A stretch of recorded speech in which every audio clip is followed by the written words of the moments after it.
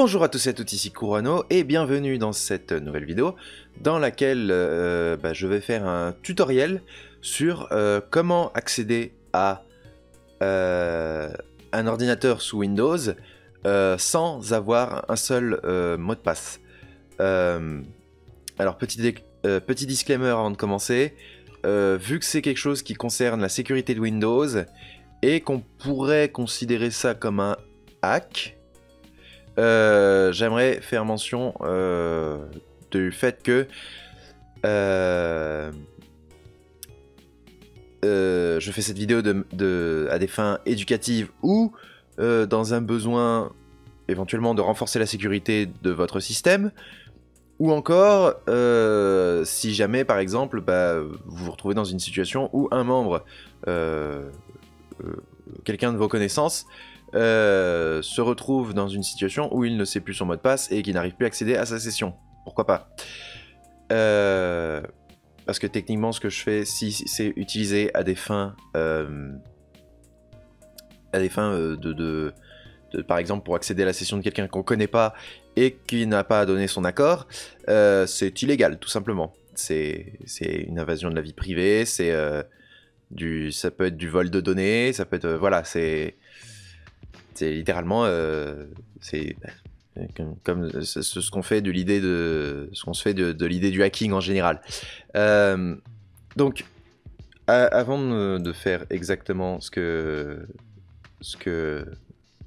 qu'on est censé faire, j'aimerais aussi mentionner, là je suis sur une machine virtuelle pour des besoins d'enregistrement, mais ça marche parfaitement bien sur une véritable machine. Et d'ailleurs c'est un procédé qui marche jusqu'à des versions de Windows aussi vieilles que Windows Vista. J'ai jamais essayé sous Windows XP parce que le système de session fonctionne différemment. Mais à partir de Windows Vista, je sais que ça fonctionne. Il y a un petit champ, il y a quelque chose en plus sur Windows à partir de Windows 8, il me semble, qui s'ajoute. Mais autrement, ça marche toujours. Il y a une manipulation à faire en plus à partir de Windows 8, donc ça inclut Windows 10 du coup. Mais sinon, ça marche. Donc, oui, je suis sur une machine virtuelle parce que filmer son écran, c'est pas terrible. Et puis en plus, comme ça, vous pouvez pas voir mes mains. C'est pas mal aussi. Donc, ce que je voulais montrer avant vraiment de commencer à faire la manipulation, c'est que voilà, je vais me déconnecter de cette session que j'ai créée exprès pour la machine virtuelle. Elle n'est pas connectée à Internet, mais ça n'a pas d'importance. Donc vous pouvez voir ici que la machine virtuelle a un mot de passe. Pour les besoins c'est une machine virtuelle que j'ai créée pour les besoins de la vidéo et pour l'expérimentation, moi de mon côté. Donc le mot de passe, c'est pas vraiment important. Voilà, je le donne, c'est 1, 2, 3, 4. Voilà. Et là, le nom de la session, c'est machine virtuelle. Et la manipulation qu'on va faire va concerner ce petit bouton là, en fait. On va remplacer ce qui apparaît quand on clique sur ce bouton par autre chose. Donc par défaut, quand on clique sur ce bouton, ça ouvre parce que c'est les options d'ergonomie. Voilà, c'est un contrôle vocal vu que c'est censé être pour les options d'accessibilité en même temps. Donc il y a le narrateur, la loupe, le clavier visuel, tout ça machin, on s'en fout un peu. C'est une option qui existe depuis effectivement Windows Vista. Peut-être avant, mais ça a peut-être changé de comment ça marche. Peut-être, s'il faut, ça marche hein, sous Windows XP. J'ai jamais essayé pour le coup. Mais déjà, on va... la première manipulation qu'on va faire, c'est qu'il va vous falloir un Live ISO. Alors, voilà, je vous mets ça là. Un Live ISO, c'est une... Je vais parler de ça après. C'est une image de disque qui permet de démarrer sur un autre système d'exploitation à partir d'un DVD ou si vraiment il y a la place d'un CD éventuellement, mais sinon ou d'une clé USB sur les PC modernes. Il y a des vieux PC qui permettent pas de développer sur les clés USB, mais à peu près tous les PC aujourd'hui permettent de démarrer sur une clé USB. Ouais. Et on va se servir de ça en fait pour pouvoir modifier des noms de fichiers Windows, parce que Windows ne permet pas de modifier ses fichiers système par défaut. Et du coup, il faut passer par un autre système d'exploitation pour pouvoir modifier des noms de fichiers du système d'exploitation qu'on a sur le disque dur. Alors moi, ce que j'ai pris comme live ISO, ou voilà, moi je dis live ISO parce que c'est un fichier ISO qu'on télécharge, mais ils appellent ça des live CD, des live USB, des live DVD, voilà, c'est pareil. C'est que j'ai sélectionné Gparted, qui veut dire GNOME Partition Editor, mais Gparted c'est plus court. Et Gparted, c'est un logiciel qui sert normalement pour notamment formater des disques durs. Et ça, ce que ça va nous permettre en fait, c'est que ça va nous permettre déjà, rien que le logiciel en lui-même, c'est d'identifier que le disque dur auquel on va devoir accéder. Parce que moi par exemple sur mon propre disque dur, bah, j'ai plusieurs... si je vous montre comme ça, voilà. Rien que moi, j'ai déjà 3 disques durs. Voilà. Mais bon, ça c'est mon truc de machine haute, hein. C'est pas la machine virtuelle. D'ailleurs, la fenêtre qu'on voit là, je suis plus sur la machine virtuelle. Donc, ouais, ça permet d'identifier déjà le disque dur sur lequel on est. Mais bon, la machine virtuelle, pour le coup, elle en a qu'un. Même si un disque dur, ça peut avoir plusieurs partitions. Et vous verrez que ce sera le cas. Donc, identifier la bonne partition déjà. Et ensuite, Gparted, comme c'est une... c'est un système... Techniquement, c'est un système d'exploitation entier, mais il y a juste ce qu'il faut pour faire fonctionner Gparted, plus un terminal. Et c'est surtout le terminal qu'on va utiliser en fait. Donc n'importe quelle distribution... alors pour la manipulation, c'est préférable du coup d'avoir Linux, puisque Gparted c'est un système d'exploitation sous Linux. Enfin, Gparted en soi c'est un logiciel, mais il y a un système d'exploitation basé sur Gparted, voilà, c'est qui est celui qu'on utilise. Je vais m'en sortir. Et c'est surtout le terminal qu'on va utiliser pour notamment la gestion justement pour qu'on puisse utiliser le disque dur interne. Parce que par défaut, il n'est pas utilisé. Mais on peut l'utiliser, c'est pas complètement délié. Et donc, je vous invite du coup à faire la manipulation pour télécharger le live ISO, hein, donc là le download. Et selon le système d'exploitation que vous avez, si c'est un système d'exploitation 32 bits, vous prenez cette version-là. Et si vous avez un système d'exploitation 64 bits comme moi, ou pareil pour la machine virtuelle, voilà, c'est celui-là en dessous que vous voyez qui est en rose, parce que je l'ai déjà téléchargé. Donc je ne le retélécharge pas.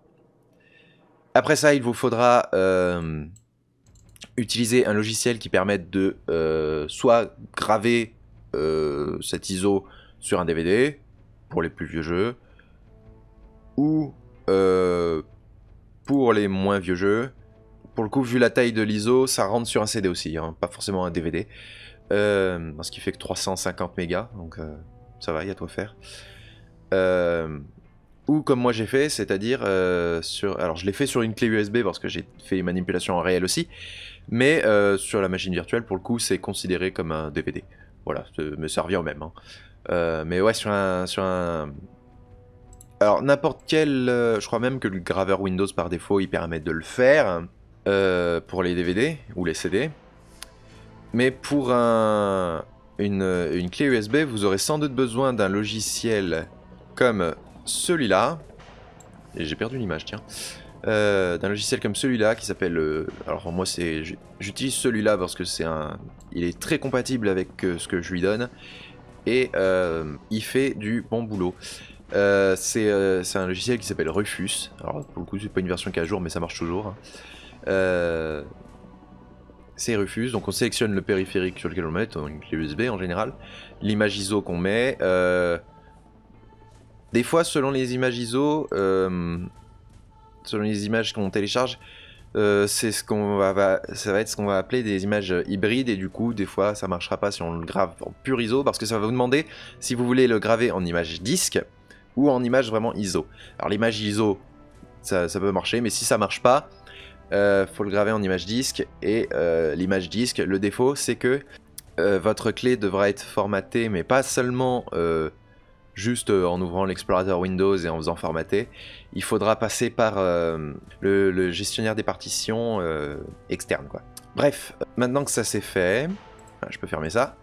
on va pouvoir passer au démarrage. Donc j'ai déjà tout préparé sur la machine virtuelle, normalement il est déjà connecté.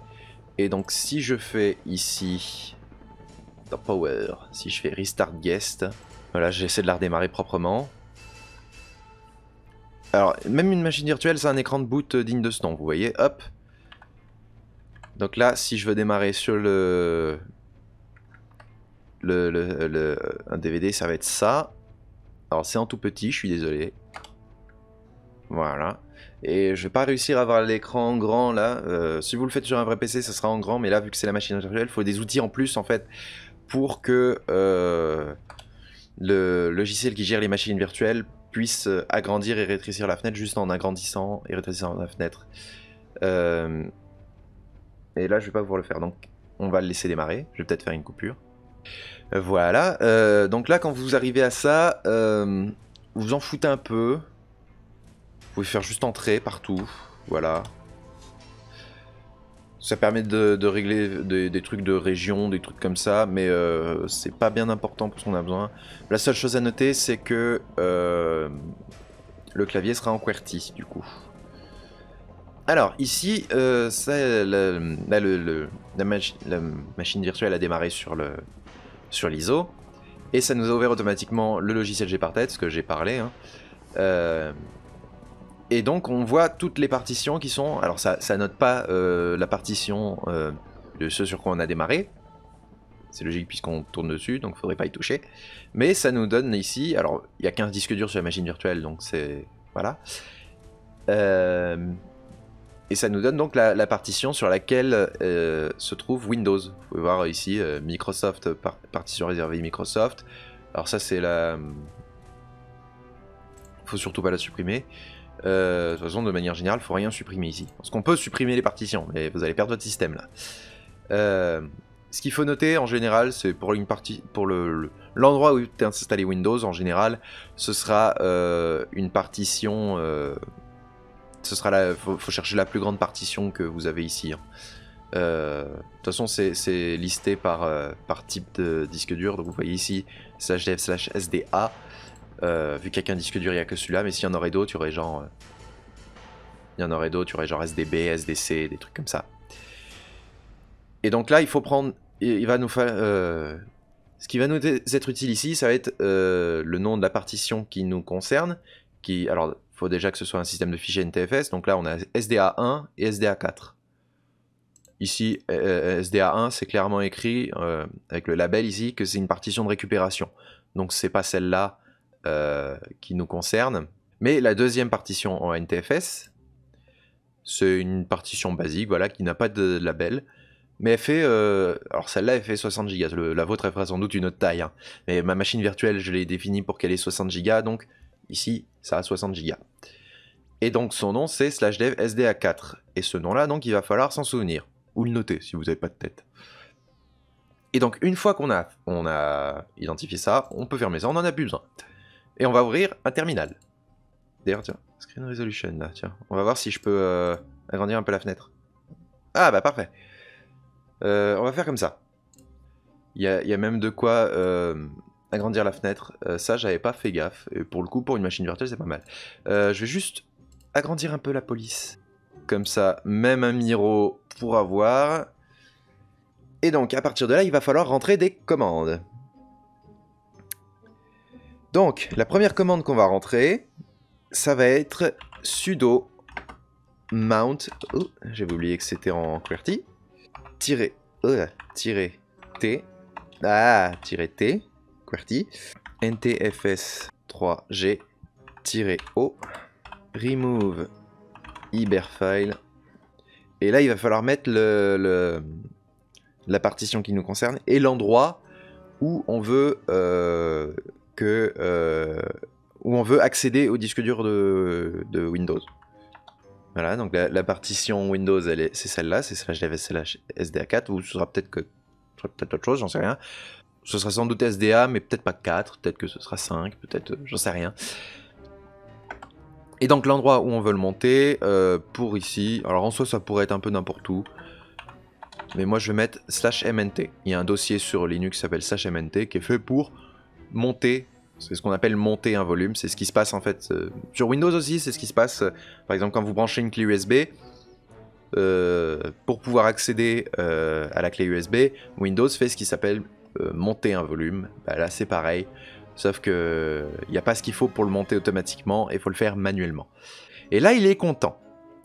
Ce qu'il faut savoir, c'est que Windows utilise en fait depuis Windows 8, comme je disais au tout début de la vidéo, utilise un système de démarrage hybride, de démarrage non. Oui, démarrage hybride, si on veut. Mais surtout, il s'éteint pas complètement, en fait. Donc, et ça permet, en gros, de redémarrer plus rapidement la machine. Ce qui se passe, du coup, c'est que quand on cherche à accéder au disque dur par un autre système d'exploitation ici, il va nous falloir... parce que normalement, j'aurais pu faire tout simplement mount... /dev /sda4 /mnt. Ça aurait pu marcher s'il n'y avait pas ce problème. Sauf que du coup, vu qu'il est pas complètement éteint, c'est ce qu'on appelle un état d'hibernation, quoi, il faut enlever ce fichier d'hibernation pour que on puisse accéder tranquillement au disque dur. C'est ce que j'ai fait. Là, ça a marché comme il se doit. Il faut savoir que là, vu que c'est la première fois que je fais la manipulation, ça a marché. Mais la prochaine fois que je le ferai, alors sans doute pas, là si je démonte là et que je remonte, ça va sans doute marcher. Mais si je redémarre par exemple sur Windows et que je reviens là et que je refais la commande, il se peut qu'il y ait des erreurs. Et dans ce cas-là, il y a une commande pour ça. C'est la commande sudo. Alors sudo, c'est pour les droits d'administrateur, c'est pas la commande en elle-même. C'est des commandes qui requièrent les droits d'administrateur. Donc sur Linux, pour avoir les droits d'administrateur, il faut mettre sudo. La commande ntfs fixe. Et il faut mettre, là c'est /dev /sda4. Voilà. Mais là, j'en ai pas besoin pour le coup. Puisque ça marche. Donc voilà, si vous avez des erreurs, que ça vous fait un peu unable to mount /sda4 to /mnt, donc impossible de monter /dev /sda4 vers /mnt, et que ça dit quelque chose du genre unclean file system, vous entrez cette commande. Et ça réglera le souci. Et après avoir fait cette commande, vous refaites la commande mount truc qui est au-dessus. Et normalement, ça devrait marcher. Voilà. Mais moi, là, j'ai pas à le faire. Une fois qu'on a fait ça, du coup, déjà, on va faire un petit cd /mnt pour aller dans le dossier où on a monté effectivement notre disque dur. Et alors cd, ça permet de se déplacer dans les dossiers à partir de la console. Et là, pour vous montrer ce qu'il y a dans le dossier, on tape la commande ls, qui est un diminutif pour liste, et on va aller, on va se déplacer. Normalement, si vous connaissez un peu l'arborescence Windows, vous ne devriez pas avoir de soucis, à savoir que là où est installé Windows, bah, c'est le dossier Windows, et plus particulièrement, les trucs particulièrement importants sont dans système 32. Donc on va aller dans ce dossier là. Ah oui, il y a un problème. Voilà, j'ai mis un slash en trop. Voilà. Et alors, je pourrais faire ls pour montrer tout ce qu'il y a, ce qui va prendre un certain temps, voilà. Mais, comme ça je peux vous montrer un peu. Voilà. Ce qu'on va faire, c'est qu'on va renommer ce fichier là, utilman.exe, qui est en fait le logiciel qui gère les options d'ergonomie. Voilà, tout simplement. C'est les options d'ergonomie. On va renommer ce fichier. En soi, on pourrait le renommer en n'importe quoi d'autre. Mais pour les besoins de la vidéo, on va choisir quelque chose qui n'a aucune incidence. Parce qu'on pourrait, s'il faut, on pourrait le renommer en un truc et ça correspondrait au final à quelque chose d'autre et ça foutrait la merde. Mais là, pour les besoins de la vidéo, on va le renommer en utilman.exe.back. Comme ça, on garde le nom du fichier original, mais on change l'extension en fait pour qu'il soit plus reconnu par le système. Donc on va renommer ce fichier en utilman.exe.back et on va renommer... Ok, il y avait trop de trucs donc il est plus listé. Voilà. Je fais juste pour lister en gros ce qui commence par C et par M. Et on va renommer ça cmd.exe. Alors vous connaissez peut-être déjà la CMD Windows, mais cmd.exe, ben, c'est l'interface en ligne de commande, c'est un peu comme ça, hein. L'interface en ligne de commande de Windows. Et on a besoin d'y accéder en fait depuis l'écran de session.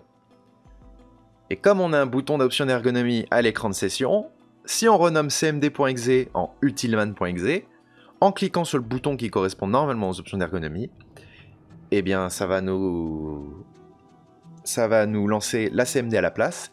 Et comme on n'est pas dans une session, Windows considère qu'on a tous les droits d'administrateur et donc on peut foutre la merde. Et à partir de là, on verra après ce qu'on peut faire. Donc, pour renommer un fichier depuis la console, il n'y a pas vraiment d'outil renommé. Par contre, on peut utiliser l'outil pour déplacer un fichier. Et cet outil pour déplacer un fichier, c'est MV. Et MV, en déplaçant un fichier, il nous permet de le renommer. Donc si on déplace un fichier au même endroit, mais qu'on change son nom, bah, c'est pareil que renommer en fait. Donc nous, ce qu'on va faire, c'est MV utilman, c'est important que ce soit dans cet ordre, utilman.exe, et on va le renommer en utilman.exe.back. Voilà. Et on va renommer cmd.exe en utilman.exe. Et là, toute la manipulation qu'on a fait sur Linux, on a fini. Voilà. Donc à partir de là, on peut redémarrer. Et là, Windows redémarre. Alors il va peut-être mettre plus longtemps, vu qu'on a supprimé le fichier qui fait que ça démarre plus vite. Voilà. Donc on est sur l'écran de session. Pouf. Et attention, attention, attention, attention, notre manipulation, si on clique sur les options d'ergonomie, pouf, on a la console Windows qui s'ouvre, d'ailleurs qui s'appelle utilman.exe, vous remarquez. Mais, alors il n'est pas content parce qu'il n'arrive pas à trouver des trucs, mais on s'en fout. Et à partir de là, en gros, ce qu'il va falloir faire, c'est là vous remarquez, on peut toujours pas,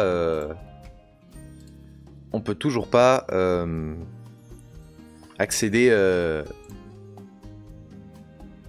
je vais y arriver. On peut toujours pas accéder à notre session. Ce qui se passe en fait, ce qu'on va faire en fait, c'est qu'on va activer une session cachée de Windows qui est là sur tous les PC, mais qui est cachée et qui n'est pas utilisable par défaut, qui est la session administrateur. C'est une session spéciale qui a les droits d'administrateur et donc du coup qui nous permet de faire tout ce qu'il faut sur le PC. Et on va du coup s'en servir. Et d'ailleurs, je suis même pas sûr que ce soit la seule session qui se... Voilà. Là, si je fais la commande netuser, vous pouvez voir les utilisateurs qui existent sur la machine. Donc, machine virtuelle, c'est le compte utilisateur que j'avais créé moi. Mais il y a aussi le compte administrateur, le compte default account, le compte WADG Utility Account et le compte invité. Alors nous, ce qu'on va faire, c'est qu'on va activer le compte administrateur. Parce que comme il a les droits d'administrateur, il va nous permettre de faire des choses. Donc à partir de là, donc la commande netuser, ça permet de voir les comptes utilisateurs. Mais si on tape netuser et qu'on met quelque chose derrière, administrateur, là, administrateur, je vais y arriver, qui est le nom de la session qu'on veut activer. Et là, on peut mettre active 2 points yes. Et vous pouvez voir que la commande s'est terminée correctement, ce qui fait qu'on a déjà des droits ici. Hein.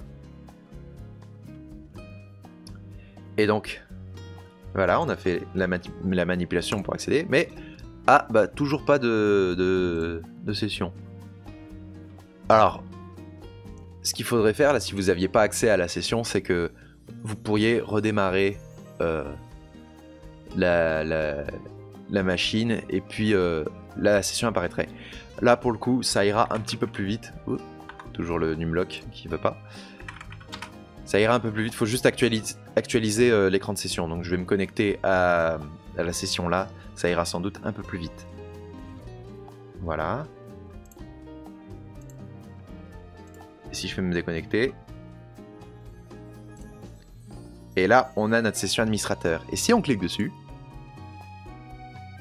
connecter. Alors par contre, oui, là c'est vu que c'est la première fois qu'on la lance, bah, ça va faire comme quand on crée une session normalement, c'est-à-dire que ça va nous demander plein de choses. Et voilà. Alors, qu'est-ce qu'elle a de différent cette session par rapport à une session normale? Enfin, pas grand-chose en fait. La seule chose notable, et je crois que ça n'a toujours pas été changé, c'est que ça demande, ça fait pas les messages d'avertissement avant de lancer quelque chose qui requiert les droits d'administrateur. Je crois que c'est la seule différence concrète. Oui, non.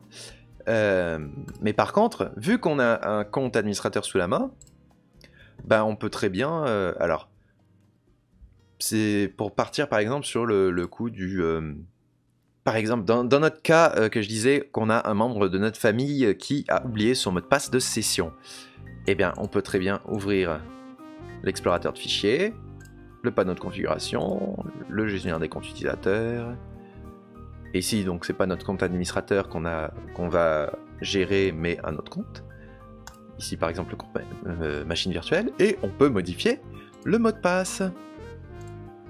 Donc là, le mot de passe, c'était 1, 2, 3, 4. Là, on n'aura qu'à mettre 5, 6, 7, 8. Alors, avec le numlock, c'est toujours mieux. 5, 6, 7, 8. 5, 6, 7, 8. Et puis l'indication, voilà, 5, 6, 7, 8. Voilà. Et le mot de passe est modifié. Et donc, si je cherche à... Pouf. Accéder à la machine virtuelle. Si j'essaye ici 1, 2, 3, 4, il me dit que c'est pas bon. Et là, du coup, on a l'indication de mot de passe que j'avais mis 5, 6, 7, 8. Et là, ça marche. Voilà. Donc là, on va arriver à la fin de la vidéo. Je vais juste, du coup, bah, vu que j'ai dit au début de la vidéo que ça pouvait servir pour contourner la sécurité des sessions de Windows, bah, est-ce qu'il y a un moyen de l'empêcher? Alors moi j'en ai deux en tête. La première, le premier moyen, c'est d'aller dans la gestion des comptes utilisateurs, de faire gérer un autre compte, d'aller sur le compte administrateur là, et de créer un mot de passe. Voilà. Voilà. Créer un mot de passe. Si vous créez un mot de passe, du coup, et que bah, même si vous recachez par exemple la session derrière, parce qu'on peut recacher la session, hein, c'est pas le problème, bah, du coup, la personne qui cherche à vous accéder à vos sessions ne pourra plus accéder à vos données personnelles. Mais pourrait très bien utiliser en soi une des autres sessions. Donc si vous vous amusez à chaque session, et surtout qu'il y en a qui gèrent d'autres trucs, là, l'administrateur pour le coup, ça gère rien en soi. Mais il y a sans doute les autres sessions là, invitées, WDAG, je sais pas quoi là, s'ils sont utilisés, peut-être que ça peut poser des soucis au système. Et bah, la personne qui cherche à hacker pourra peut-être utiliser ces comptes-là. En particulier, je pense aux comptes invités, par exemple. Donc, je suis pas sûr que vous vous amusez à créer un mot de passe pour tout soit une super idée. L'autre chose que vous pouvez faire... c'est... alors, je crois qu'on peut le faire d'ici. Je vais essayer. À partir du menu BIOS.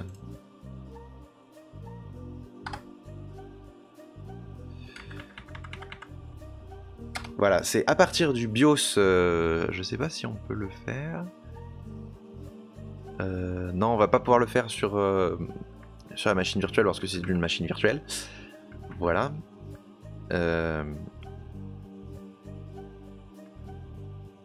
Mais voilà, je suis dans le BIOS, donc c'est pour... je vais y arriver. C'est pour l'exemple.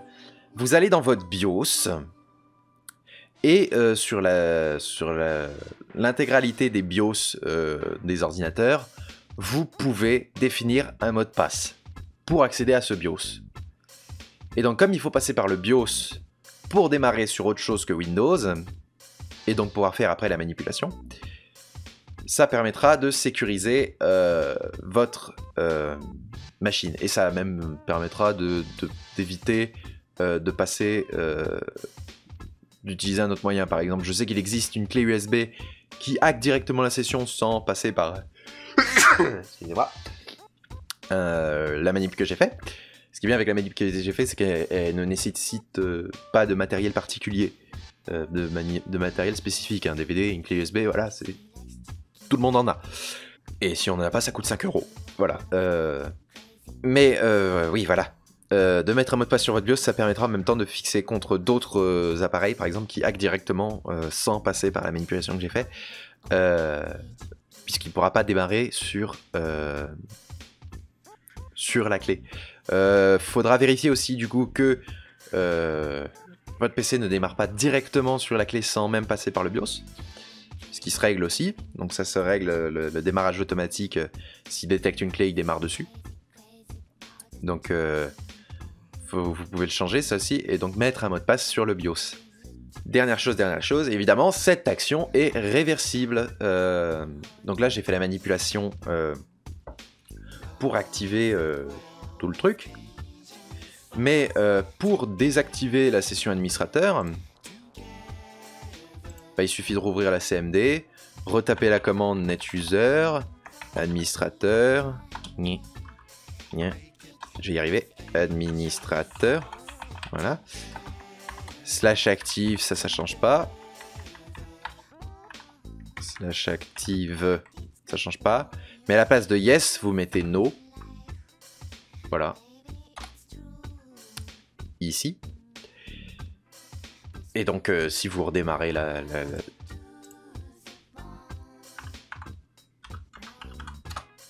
voilà, je me mets dans la session, déconnecte. Voilà, donc elle est plus visible. Et après, vous refaites la manipulation sous Linux, sauf que vous renommez, vous faites exactement la même chose que j'ai fait, avec pour rappel la commande au cas où ça échoue au départ. Sauf qu'à la place de renommer utilman.exe en utilman.exe.back et cmd.exe en utilman.exe, vous faites ça dans l'autre sens et vous renommez ça correctement, c'est-à-dire la cmd.exe qui est devenue utilman.exe, vous la remettez en cmd.exe et le utilman.exe.back vous le remettez en utilman.exe standard, voilà, et la manipulation sera annulée. Et du coup, voilà, j'en ai fini avec ce tuto. Oui, tuto. J'ai décidé au final de le faire complètement en live. À la base, enfin en live, c'est-à-dire dans le sens où je fais ça en temps réel avec peut-être une coupure pour couper les blancs, quoi. C'est tout. Une coupure ou deux pour couper des blancs ou des trucs comme ça. Du coup, je vois au timer que ça a duré vachement longtemps. On est à 40 minutes d'enregistrement. Du coup, je vais quand même retoucher un peu au montage de ça. Je vais essayer de raccourcir un peu la vidéo parce que 40 minutes, c'est long, je peux comprendre. quand on l'a fait en direct, la manipulation sans expliquer, elle peut aller très vite. Ça peut aller très vite. J'ai juste pris beaucoup de temps à faire les explications. Donc je vais essayer de raccourcir la vidéo et je vais essayer de rajouter un peu de musique aussi pour que ce soit pas complètement mort comme vidéo. Et j'espère redescendre peut-être dans l'idéal, vers les 20 minutes, ce serait pas mal. Mais je vais peut-être pas y arriver. Donc voilà, ça c'était comment du coup complètement passer à côté du système de session Windows. Et je vous retrouve du coup pour la prochaine vidéo. Du coup je vous dis à la prochaine.